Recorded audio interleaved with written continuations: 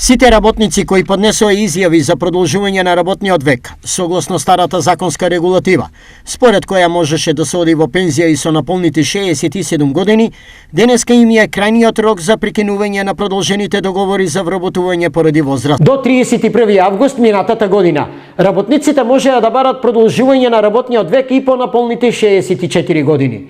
Но со измените на Законот за работни односи од 14 јули 2021 таа можност се укина. Поднесените изјави за продолжување на договорите за вработување заклучно со 31 август 2021 година важат до истекот на времето за кое се продолжени, а најдосно до 30 јуни 2022 година. Стои во член 2 од Законот за работни односи.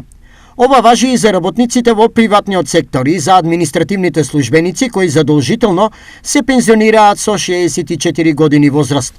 Според актуелната законска регулатива, во пензија сите мора да одат со наполните 64 години, со тоа што жените може да изберат да одат со наполните 62. Услов за добивање пензија е работен стаж од најмалку 15 години. Исклучоци за подоцнежно пензионирање има во јавниот сектор, во здравството и во високото образование. Токму измените на ова законско решение, кое требаше да овозможи судиите и јавните обвинители да можат да добијат продолжување на работниот век до 67 години, беше причина за бурни реакции и инцидент во парламентот.